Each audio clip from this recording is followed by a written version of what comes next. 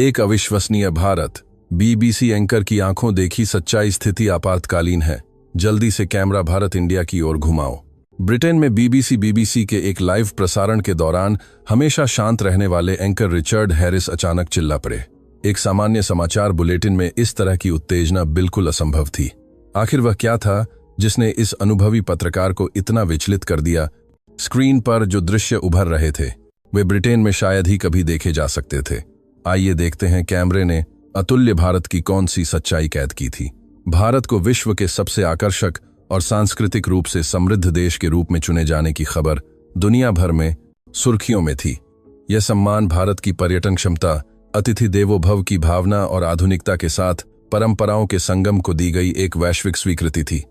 इस खबर को दुनिया भर के मीडिया ने कवर किया, लेकिन बीबीसी ने इस पर एक विशेष और व्यापक रिपोर्ट तैयार की।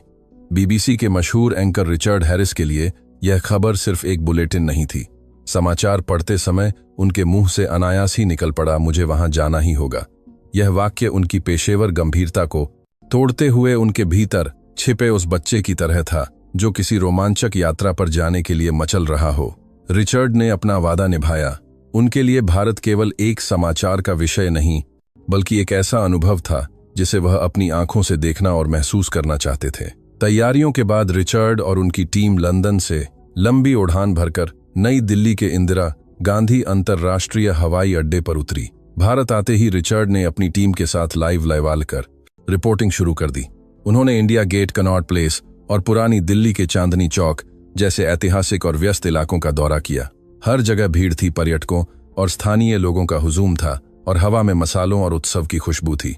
लेकिन तभी दिल्ली के सुहावने मौसम ने करवट ली और अचानक मूसलाधार बारिश शुरू हो गई। रिचर्ड को अपना लाइव प्रसारण बीच में ही रोककर स्टूडियो को वापस सौंपना पड़ा। चूंकि टीम के पास छाते नहीं थे, वे भीगने से बचने के लिए पास के एक आधुनिक मेट्रो स्टेशन की ओर भागे। जब वे बारिश के रुकने का इंतजार कर रहे थे, तभी एक स्कूली छात्र जिसने अपनी यूनिफॉर्म पहनी हुई थी और पीठ पर भारी बस्ता था, अपना मेट्रो कार्ड स्वाइप करते हुए स्टेशन के निकास द्वार की ओर बारिश की बूंदों से बेपरवाह हुए मेट्रो कार्ड स्वाइप करते हुए स्टेशन के निकास द्वार की ओर। उसके आत्मविश्वास से भरे कदमों ने रिचर्ड का ध्यान खींचा। वह छात्र स्टेशन के बाहर रखे एक अम्ब्रेला स्टैंड जो वहां समुदाय के लिए रखा गया था की ओर उसने वहां कतार में रखे दर्जनों छातों में से बिना किसी हिचकिचाहट के अपना छाता निकाला। उसने उसे खोला और बड़ी सहजता से बारिश में बाहर निकल गया। यह सब इतना स्वाभाविक था मानो यह उसकी दिनचर्या का हिस्सा हो। रिचर्ड यह देखकर दंग रह गए, लेकिन जिस बात ने उन्हें सबसे ज्यादा झकझोरा वह केवल उस छात्र का व्यवहार नहीं था। सबसे हैरान करने वाली बात यह थी कि सार्वजनिक स्थान पर रखे उन अनगिनत छातों में से हर कोई अपना ही छाता पहचान कर ले जा रहा था। कोई भी किसी और का छाता नहीं चुरा रहा था। रिचर्ड के लिए यह एक ऐसा दृश्य था जो उनके देश ब्रिटेन में अकल्पनीय था। रिचर्ड के दिमाग में लंदन के स्टेशनों की तस्वीरें घूमने लगीं। अगर वहां इस तरह बिना सुरक्षा के छाते छोड़ दिए जाएं, तो क्या होगा? मुझे सोचने की भी जरूरत नहीं है, वे पलक झपकते ही गायब हो जाएंगे, रिचर्ड ने मन ही मन सोचा। लेकिन भारत में यह ईमानदारी एक आम बात थी। इस अद्भुत दृश्य को दुनिया को दिखाने के लिए रिचर्ड ने तुरंत योजना बदली। उन्होंने कैमरे को चालू करने का इशारा किया। दर्शकों, हम अपने कार्यक्रम में बदलाव कर रहे हैं। मैं आपको भारत का एक ऐसा चेहरा दिखाना चाहता हूं जो शायद आपने पहले नहीं देखा होगा, रिचर्ड ने कैमरे की ओर मुड़कर कहा। मैं इस समय दिल्ली के एक मेट्रो स्टेशन पर हूं। यहां छाते रखने की एक जगह है और हैरानी की बात यह है कि कोई भी इन छातों को चुरा नहीं रहा है। हर कोई आता है, अपना छाता ढूंढता है और चला जाता है। क्या आप इस पर विश्वास कर सकते हैं? रिचर्ड की आवाज में अविश्वास और सम्मान का मिश्रण था। जो दृश्य उनके देश में एक चमत्कार माना जाता, वह भारत में जीवन का एक सामान्य हिस्सा था। मेरे देश ब्रिटेन में इसकी कल्पना भी नहीं की जा सकती, लेकिन यहाँ अस्तेय चोरी न करना और नैतिकता के संस्कार लोगों के दिलों में गहरे उतरे हुए हैं। ऐसा लगता है कि यह ईमानदारी भारतीय समाज की जड़ों में बसी है। कैमरा लगातार चल रहा था। कई स्कूली बच्चे, दफ्तर जाने वाले लोग और महिलाएं आती, अपना छाता लेती और चली जाती। भारत की इस सामाजिक व्यवस्था से प्रभावित होकर रिचर्ड के मन में एक और सवाल आया। वह छोटा बच्चा अकेला जा रहा था। क्या भारत में बच्चों का अकेले चलना सुरक्षित है? यह सवाल रिचर्ड को अंदर तक कुरेद गया। ब्रिटेन में इतने छोटे बच्चों को अकेले सड़क पर छोड़ना खतरनाक और गैर जिम्मेदाराना माना जाता है, लेकिन भारत में यह सामान्य था। रिचर्ड को एहसास हुआ कि यहाँ एक अलग ही सांस्कृतिक ताना बाना है। तभी एक और स्कूली बच्चा आया और अपना छाता लेकर चल दिया। रिचर्ड ने कैमरामैन से कहा, उस बच्चे पर फोकस करो। रिचर्ड ने फिर बोलना शुरू किया, दोस्तों, मैं अपनी आंखों पर विश्वास नहीं कर पा रहा हूं। एक छोटा बच्चा सार्वजनिक जगह पर बिल्कुल अकेला और निडर होकर चल रहा है। ब्रिटेन में हम इसे असुरक्षित मानेंगे, लेकिन भारत में पूरा समाज मानो इन बच्चों का अभिभावक है। समाज का यह भरोसा ही बच्चों को इतना स्वतंत्र और सुरक्षित बनाता है। रिचर्ड की यह रिपोर्टिंग दुनिया भर में वायरल हो गई। कई विदेशी दर्शकों ने सवाल उठाया कि यह कैसे संभव है। इस पर एक समधर ने फोर्ड में साइना मानोकारा प्रसिद्ध सांस्कृतिक मानव विज्ञानी ड्वेन रिक्सन ने अपनी राय दी। रिक्सन के अनुसार भारतीय समाज वसुधैव कुटुंबकम, पूरी दुनिया एक परिवार है और सामुदायिक विश्वास पर चलता है। रिक्सन ने समझाया, भारत में बच्चे सिर्फ माता पिता के नहीं बल्कि पूरे समुदाय मोहल्ले की जिम्मेदारी होते हैं। पड़ोसी दुकानदार और राहगीर सभी बच्चों पर नजर रखते हैं। स्कूलों में भी बच्चे मॉनिटर बनते हैं, सफाई और अनुशासन का जिम्मा संभालते हैं। इससे उनमें कम उम्र में ही जिम्मेदारी और समाज के प्रति योगदान की भावना विकसित होती है। यही कारण है कि माता पिता अपने बच्चों को समाज के भरोसे निडर होकर बाहर भेज सकते हैं। इस गहरे सामाजिक विश्लेषण के बाद रिचर्ड और उनकी टीम ने दोपहर के भोजन के लिए एक पारंपरिक भारतीय रेस्तरां में जाने का फैसला किया। उन्होंने एक उच्च श्रेणी का रेस्तरां चुना जो अपनी प्रमाणिक थाली के लिए मशहूर था। जैसे ही वे अंदर गए, भारतीय शास्त्रीय संगीत और अगरबत्ती की भीनी खुशबू ने उनका स्वागत किया। रिचर्ड ने एक शाही थाली का ऑर्डर दिया। जब खाना आया तो रिचर्ड खाने की खुशबू से ज्यादा उसके परोसने के तरीके से मंत्रमुग्ध हो गए। भोजन कांसा और तांबे के चमकदार बर्तनों में परोसा गया था और नीचे केले का पत्ता बिछाया गया था। यह कितना सुंदर और कलात्मक है, रिचर्ड ने प्रशंसा की। उन्होंने रेस्तरां के मालिक से इन बर्तनों के बारे में पूछा। मालिक ने बताया, यह भारत की पारंपरिक धातु शिल्प कला है। कांसा और तांबा न केवल सुंदर हैं बल्कि स्वास्थ्य के लिए भी लाभकारी हैं। ये बर्तन पीढ़ियों तक चलते हैं, कभी कभी 100 साल से भी ज्यादा। जितना इनका इस्तेमाल होता है ये उतने ही निखरते हैं। रिचर्ड हैरान थे। 100 साल, ये तो समय को कैद करने जैसा है। इसके बाद रिचर्ड का ध्यान मेनू कार्ड और सजावट में इस्तेमाल किए गए कागज पर गया। वह हाथ से बना हुआ विशेष कागज, हैंडमेड पेपर था।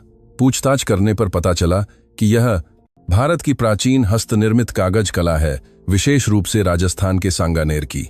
यह कागज पतला होने के बावजूद इतना मजबूत था कि सदियों तक सुरक्षित रह सकता था। रिचर्ड को लगा कि भारत में हर वस्तु, चाहे वह बर्तन हो या कागज, सिर्फ उपयोग की वस्तु नहीं बल्कि एक कला और विरासत है। इस अनुभव ने रिचर्ड को भारत की कारीगरी क्राफ्ट्समैनशिप पर एक विशेष रिपोर्ट बनाने के लिए प्रेरित किया। उन्होंने योजना बनाई कि वे मिट्टी के बर्तनों, पॉटरी और हस्तनिर्मित कागज के कारीगरों से मिलने जाएंगे। अगले दिन रिचर्ड और उनकी टीम ने ब्लू पॉटरी और पारंपरिक शिल्प को देखने के लिए जयपुर, राजस्थान जाने का फैसला किया। इसके लिए उन्होंने भारत की सबसे आधुनिक और तेज गति वाली ट्रेन वंदे भारत एक्सप्रेस को चुना। स्टेशन पर पहुंचते ही रिचर्ड को पहला झटका लगा। ट्रेन बिल्कुल अपने निर्धारित समय पर आई और उतनी ही समयबद्धता के साथ रवाना हुई। ट्रेन के डिब्बे बेहद साफ, वातानुकूलित और विश्वस्तरीय सुविधाओं से लैस थे। भारत की ट्रेनों के बारे में सुनी गई पुरानी बातें अब इतिहास हैं, रिचर्ड ने अपनी घड़ी देखते हुए कहा। यह समय की पाबंदी स्विट्जरलैंड या जापान को टक्कर दे रही है, लेकिन असली आश्चर्य तो यात्रा के दौरान हुआ। रिचर्ड ने देखा कि कई यात्री अपनी सीटों पर आराम से सो रहे थे। उनके कीमती सामान, बैग और लैपटॉप उनके पास ही रखे थे, बिना किसी जंजीर या ताले के। कोई भी अपने सामान को लेकर आशंकित नहीं था। रिचर्ड ने कैमरामैन को इशारा किया और धीरे से कहा, देखिए, यह है नया भारत। लोग गहरी नींद में हैं और उनका सामान खुला रखा है। ब्रिटेन या यूरोप की ट्रेनों में अगर आप सो जाएं तो सामान गायब होने का डर बना रहता है। यहाँ लोगों को अपने सह यात्रियों और सिस्टम पर कितना भरोसा है। यह सुरक्षा और विश्वास का एक अद्भुत उदाहरण है। जयपुर पहुंचकर वे एक पुराने गांव में गए जहां पीढ़ियों से मिट्टी के बर्तन बनाए जा रहे थे। वहां के कारीगरों ने दिखाया कि कैसे वे मिट्टी को गूंथते हैं, चाक पर आकार देते हैं और फिर भट्टी में पकाते हैं। यह प्रक्रिया हफ्तों चलती थी। एक बुजुर्ग कारीगर ने कहा, मिट्टी जीवित होती है। हम जल्दबाजी नहीं करते, हम मौसम, हवा और आग के साथ तालमेल बिठाते हैं। एक अच्छा बर्तन बनने में समय लगता है, ठीक वैसे ही जैसे एक अच्छे इंसान को बनने में। इसके बाद वे हस्तनिर्मित कागज के कारखाने में गए। वहां उन्होंने देखा कि कैसे बेकार कपड़ों और रेशों को गलाकर लुगदी बनाई जाती है और फिर उसे जाली पर फैलाकर कागज का रूप दिया जाता है। एक कारीगर जो पास्ट और लुगदी बनाई जाती है और और 30 साल से यह काम कर रहा था, ने कहा, मशीन 1 मिनट में हजारों पन्ने बना सकती है, लेकिन उनमें रूह नहीं होती। हमारे हर पन्ने में हमारी मेहनत और प्यार बसा है। हम इसे अगली पीढ़ी को सौंप रहे हैं ताकि यह कला जीवित रहे। रिचर्ड इन कारीगरों के समर्पण और अपनी विरासत के प्रति प्रेम को देखकर भावुक हो गए। लेकिन दिल्ली वापस लौटते समय एक गड़बड़ हो गई। नई दिल्ली रेलवे स्टेशन पर उतरते समय रिचर्ड अपना महत्वपूर्ण बैग ट्रेन में ही भूल गए। उस बैग में उनका पासपोर्ट, वॉलेट और पूरी यात्रा के नोट्स थे। स्टेशन से बाहर निकलते ही उन्हें अपनी गलती का एहसास हुआ। ओहो नो, मेरा बैग ट्रेन में रह गया। रिचर्ड का चेहरा पीला पड़ गया। ब्रिटेन के अनुभवों के आधार पर उन्हें लगा कि अब वह बैग कभी नहीं मिलेगा। वहां तो अगर आप बैग भूल जाएं तो उसे वापस पाने की उम्मीद छोड़ देनी चाहिए, उन्होंने अपनी टीम से हताशा में कहा। तभी एक रेलवे सुरक्षा बल RPF का जवान और एक स्टेशन मास्टर उनकी ओर आए। सर, क्या आप कुछ ढूंढ रहे हैं? उन्होंने विनम्रता से पूछा। रिचर्ड ने स्थिति बताई। स्टेशन मास्टर ने तुरंत वॉकी टॉकी पर बात की और मुस्कुराते हुए कहा, चिंता न करें सर, यह भारत है। अतिथि देवो भव हमारा धर्म है, आइए हमारे साथ। वह उन्हें लॉस्ट एंड फाउंड ऑफिस ले गए। यकीन मानिए, सिर्फ 30 मिनट के भीतर खबर आई कि उनका बैग सुरक्षित है और सफाई कर्मचारी ने उसे जमा करवा दिया है। जब बैग रिचर्ड के हाथ में आया तो उसमें एक भी चीज गायब नहीं थी। रिचर्ड अवाक रह गए। उनकी आंखों में आंसू थे। उन्होंने कैमरे के सामने कहा, दोस्तों, मैंने दुनिया देखी है, लेकिन भारत जैसा देश नहीं देखा।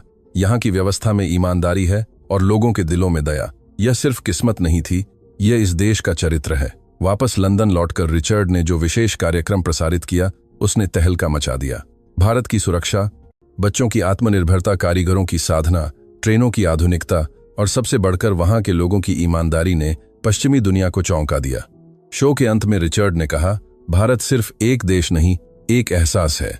वहां की अराजकता के बीच एक सुंदर व्यवस्था है और अजनबियों के बीच एक गहरा विश्वास। मैं वहां एक पत्रकार के तौर पर गया था, लेकिन एक प्रशंसक बनकर लौटा हूं। कार्यक्रम की रेटिंग्स आसमान छू गईं और दुनिया भर के लोगों ने भारत को एक नई नजर से देखना शुरू किया। तो दोस्तों, यह कहानी आपको कैसी लगी? भारत की यह तस्वीर हमें गर्व महसूस कराती है ना?